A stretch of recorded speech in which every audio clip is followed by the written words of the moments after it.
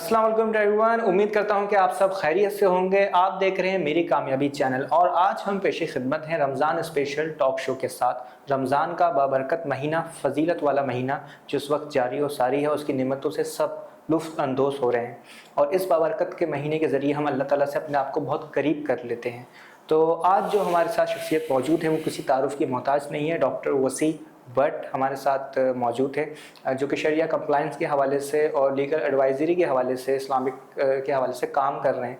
तो जानना चाहेंगे उनकी रूटीन क्या है रमज़ान के हवाले से और इस्लाम के जो सवालात हैं लोगों के रोज़े को लेकर और दीगर मसले मसाइल वो भी डिस्कस करेंगे। So let's start our show. अस्सलाम वालेकुम। वालेकुम अस्सलाम। कैसे मिजाज हैं आप? अल्हम्दुलिल्लाह बखैर। बहुत शुक्रिया सर आपका कि आपने अपना कीमती वक्त हमारे शो के लिए निकाला। अच्छा सर, रमज़ान के हवाले से बताइए कि रमज़ान का जो महीना है वो कितना इम्पोर्टेंट है हमारी लाइफ के लिए और उसका एक रिफ्लेक्शन क्या है हमारी लाइफ में? बिस्मिल्लाहिर्रहमानिर्रहीम। रमज़ान जो है ना लाइफ चेंजिंग अपॉर्चुनिटी होती है। यानी इस मौके पर जो आपका दुश्मन होता है, दो दुश्मन है, शैतान है और एक नफ्स है। शैतान जो है अल्लाह ताला कैद कर देते हैं और नफ्स जो है भूख प्यास की वजह से कमज़ोर हो जाता है। तो अगर कोई बंदा अपने आप को चेंज करना चाहता है और स्पिरिचुअली अपने आप को अल्लाह के करीब करना चाहता है तो इससे ज़्यादा बेस्ट कोई ऑप्शन नहीं है उसके पास। और फिर उसमें एक्सपोनेंशियल ग्रोथ होती है कि जैसे फरमाया कि एक अमल का सवाब 70 गुना ज़्यादा है। तो सिर्फ सवाब ज़्यादा नहीं है बल्कि उसमें अल्लाह से कुर्बत भी ज़्यादा है। जो आपको 70 नमाजों के ज़रिए आप अल्लाह से करीब हो रहे थे, आज आप एक नमाज के ज़रिए अल्लाह से उतना करीब हो सकते हैं। तो इस वक्त को बहुत ही सोच समझ के अवेल करना चाहिए और इसके ज़रिए अपनी, जो सब लोग कहते हैं कब हिदायत मिलेगी, तो दिस इज़ द मंथ जिसमें आप हिदायत हासिल कर सकते हैं। बिल्कुल ऐसी है कि जो रमज़ान का महीना है वो हमें अल्लाह ताला से करीब करता है। अच्छा, इसमें कहते हैं कि जैसे आपने कहा कि शैतान कैद कर दिया जाता है और ये हम भी मानते हैं कि शयातीन को जकड़ दिया जाता है और जहन्नुम के दरवाजे बंद कर दिए जाते हैं इस तरह करके। लेकिन हम देखते हैं कि फिर भी कुछ ना कुछ जो बुराइयां रमज़ान में हो जाती हैं या और भी मामलात होते हैं, तो उसका दारोमदार किस पे जाता है? अच्छा देखिए, इससे पता चलता है पावर ऑफ हैबिट कि देखिए आपकी जो हैबिचुअल होता है ना, जैसे एनर्जी आपने पढ़ा होगा फिजिक्स में कि आपको रुकते रुकते टाइम लगता है। बिल्कुल। तो वो जो आपकी 11 साल की हैबिट होती है वो एकदम नहीं रुकती। हाँ, इसमें आपको ये जरूर खुद भी आपने ऑब्जर्व किया होगा कि उन बुराइयों को रोकने में आपको उतनी एनर्जी नहीं लगती जितने पूरे साल में लगती है। तो अगर आप जो है उन हैबिट से जान छुड़ाना चाहते हैं, जो बुरी हैबिट्स हैं, और थोड़ी सी एफर्ट्स कर लें तो आप उनसे छुटकारा पा सकते हैं आराम से। लेकिन अगर आप उनको कंटिन्यू करने देते हैं कि चलो भाई नेकियां भी चल रही हैं, गुनाह भी चल रहे हैं। और एक और मसला इसमें है कि माहौल, ठीक है जी, कि अगर आप जो है वो रात को बाजार भी जा रहे हैं, दोस्तों के साथ हैंग आउट भी कर रहे हैं और ढाबे पे भी बैठ रहे हैं, यानी आप बुरा माहौल नहीं छोड़ रहे और आप जो है ना वो अच्छे माहौल से कनेक्ट नहीं हो रहे हैं, कोई स्पिरिचुअल गैदरिंग है, कोई जो है वो दर्स हो रहा है, कोई अच्छे लोगों के साथ बैठना और रमज़ान के मैसेज को पढ़ना है, या हमारा पॉडकास्ट नहीं देख रहे, तो इस तरह अगर अच्छे लोगों से जुड़ नहीं रहे हैं तो फिर भी बुरे माहौल के भी असरात होते हैं। तो जो आपने कहा ना कि गुनाह चल रहे होते हैं, उसकी वजह या तो बुरा माहौल होता है या हमारी 11 महीने की हैबिट्स होती हैं। हैबिट्स यानी कि वो जो 11 महीने हम जो अडॉप्शन लेते हैं वो बहुत ज़्यादा रिफ्लेक्ट भी करती है। अच्छा, रमज़ान के हवाले से जब आता है तो उसमें ज़कात, फितरा, ये सब चीज़ें हो जाती हैं। तो ज़कात सिर्फ रमज़ान के महीने में देनी चाहिए, इसके अलावा भी हम दे सकते हैं? नहीं, ये तो बहुत बड़ी मिसअंडरस्टैंडिंग है। रमज़ान का और ज़कात का कोई ताल्लुक नहीं है। ये एक एनुअल इबादत है जो हर एक की अलग होती है। जो भी शख्स पहली दफ़ा जिस तारीख को साहिब निसाब हुआ था उसकी डेट वही चल रही होती है कि मेरी डेट हो सकता है 22 जमादुल अव्वल हो, आपकी 21 शाबान हो। तो रमज़ान से कोई ताल्लुक नहीं है। आपको अपनी एनुअल डेट पे इसको कैलकुलेट करना चाहिए। हाँ, ज़्यादा सवाब हासिल करने के लिए लोग रमज़ान में दे देते हैं, लेकिन अगर हम उसको मुनहसर करेंगे रमज़ान में, तो अगर कोई 5 महीने पहले किसी के वालिद साहब का ऑपरेशन था, वो आपके पास आया, आपने कहा मैं रमज़ान में दूंगा, तो रमज़ान तक तो शायद उसके वालिद साहब बचे ही नहीं, ठीक है। तो आपको तो ये देखना होता है कि जब नीडी आए आपके पास रमज़ान और रमज़ान के अलावा भी कोई ज़कात होनी चाहिए तो आप दे सकें। अच्छा, ये जो सूदी इन्वेस्टमेंट है और इसके अलावा जो दूसरी इन्वेस्टमेंट होती है, इसमें क्या बुनियादी फ़र्क होता है? म्यूचुअल फंड वगैरह, इसमें हमें इन्वेस्टमेंट करनी चाहिए या नहीं करनी चाहिए? अच्छा देखिए, सूद तो अल्लाह ताला से, अल्लाह के रसूल से ऐलान जंग है। सूद क्या है? सिंपल, सूद है गारंटीड रिटर्न, यानी ऐसी इन्वेस्टमेंट जहां पर आपको लॉस के चांसेस ना हो और आपको कहा जाए कि आपको नफा दे देंगे, चाहे वो नफा फिक्स हो चाहे वेरिएबल हो, ठीक है। लेकिन जहां पर ये कहा जाए कि आपका लॉस भी हो सकता है और वहां पर जो नफा है वो एक्चुअल नफे को डिस्ट्रीब्यूट किया जा रहा हो, तो वो जायज है। जैसे आप इस्लामिक बैंक में सेविंग अकाउंट खोलते हैं तो अकाउंट ओपनिंग फॉर्म में ही लिखा होता है कि आपको लॉस भी हो सकता है और आपको जो नफा हम जो कमाएंगे उसका एक परसेंटेज आपको हम देंगे, तो ये जायज़ है। लेकिन आप कन्वेंशन बैंक में सेविंग अकाउंट खोलते हैं तो वहां पर ये होता है कि आपको जरूर नफा मिलेगा, ठीक है, तो ये फिर सूद हो जाता है। मतलब उसमें डिक्लेयर होता है कि इतना % आपको मिल जाएगा। और दूसरा लॉस के चांसेस नहीं होते हैं। कहीं पे भी आपने दोस्तों में पैसे लगाए, कहीं पे भी आप पैसे लगाएं, अगर लॉस शेयरिंग नहीं है तो वो सूद है फिर। अच्छा, हमारे माशरे में देखा जाता है कि जैसे जहाद बिन नफ्स का हुक्म है हमें इस्लाम में कि जहाद बिन नफ्स पर अमल करो, तो हम उसको कैसे मजीद अपने आप को बेहतर बना सकते हैं, अपने नफ्स पर किस तरह कंट्रोल कर सकते हैं? अच्छा, नफ्स को कंट्रोल करने के लिए देखिए हमें कुरान करीम में जो हुक्म दिया कि अल्लाह ताला ने तुम्हें दुनिया में पैदा क्यों किया, तो फरमाया कि हमने जिंदगी और मौत को पैदा किया ताकि तुम्हें आजमाएं। अब आजमाइश कब होती है? जैसे आप देखें कि आजमाइश यानी इसको एग्जाम्पल ले रहे हैं रेसलिंग में क्या होता है कि दो पहलवानों की जंग होती है, ठीक है जी। तो इसी तरह यहाँ पर भी आपकी और आपकी नफ्स की जंग चलती रहेगी। अगर वो नफ्स आपको अल्लाह ताला की तरफ लेके जा रहा है, जिसको नफ्स मुतमइन्ना कहते हैं, तो फिर तो आप उसकी बात मान के जरूर चलें। लेकिन एक नफ्स है जो आपको लवामा है या जो है ना अम्मारा है, जो आपको गुनाहों की तरफ लेके जा रहा है, तो आपको उसको नहीं फॉलो करना। यही आपकी जंग है दुनिया के अंदर, जिसमें आप कामयाब होंगे तो सुरखरू होंगे।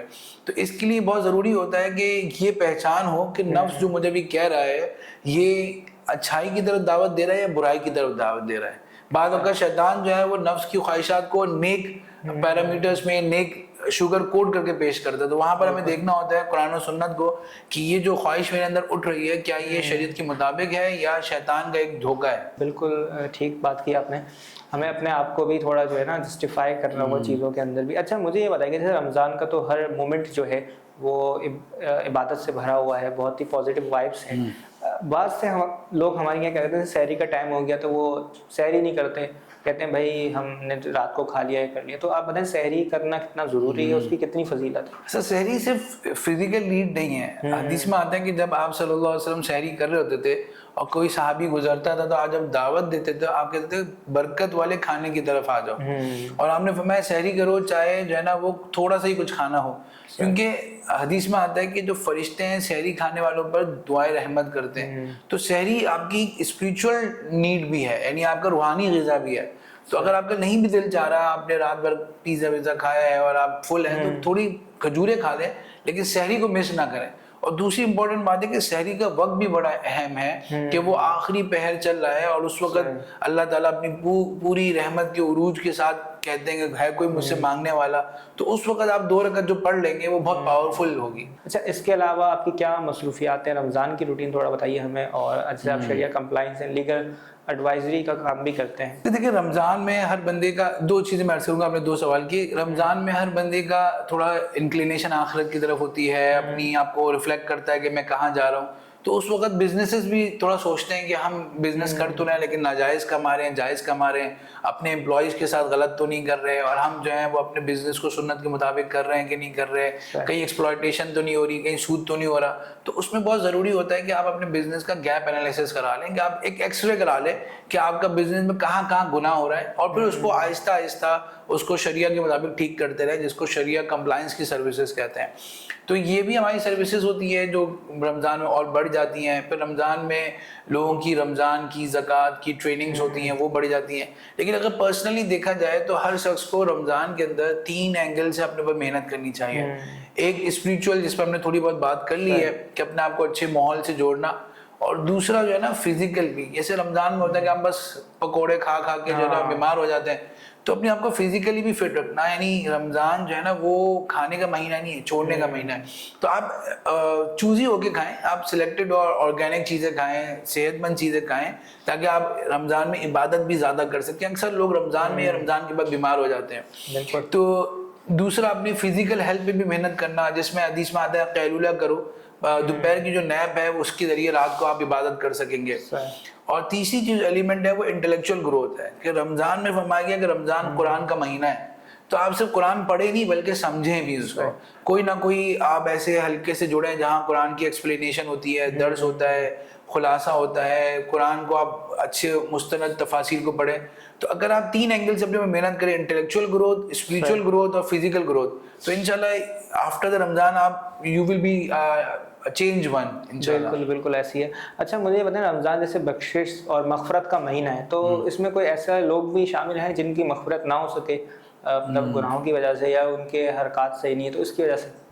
अच्छा देखिए, ये सवाल किया जाता है. अच्छा. लेकिन बड़े ऐसी हदीस में मिलता है कि जो वालिदैन का नाफरमान है, शराब का पीने वाला और जो है ना इस तरह कीना रखने वाला, उसकी भी शब कदर मग़फ़िरत नहीं होती.